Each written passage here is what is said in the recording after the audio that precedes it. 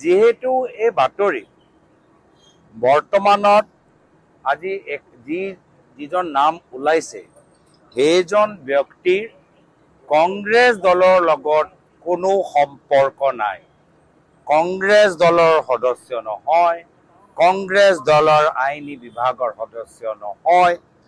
তো যেতিয়া তেওঁ বৰ্তমান কংগ্ৰেছ দলৰ না লিগেল ডিপাৰ্টমেণ্টৰ না আমাৰ মেম্বাৰ হয়, তেতিয়া কি স্বাৰ্থত যিজনে এই বাতৰি বা য'ত এই বাতৰি ওলালে কি স্বাৰ্থত এই বাতৰি তদন্ত নকৰাকৈ অধ্যয়ন নকৰাকৈ এই বাতৰি কি স্বাৰ্থত প্ৰকাশ কৰে? যি সময়ত তেওঁ পঞ্জাবৰ কংগ্ৰেছ নেতৃত্বৰ চৰকাৰৰ এডভোকেট জেনেৰেল আছিলে ডেপুটি, সেই সময়ত যিজন ব্যক্তি মুখ্যমন্ত্ৰী আছিল, এই মুখ্যমন্ত্ৰীটো আজি তাৰিখত বিজেপি দলত আছে।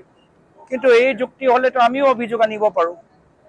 সেইজন ব্যক্তি যদি আপোনালোকে টুইটাৰ টাইমলাইনটো চাই তাত দেখা পাব যে তেওঁ এটা কেছ বৰ্তমানৰ বিজেপি লিডাৰ মনজিন্দৰ সিং সিৰসা তেখেতৰ লগত এটা কেছ তেওঁ ভাগ লৈছিল।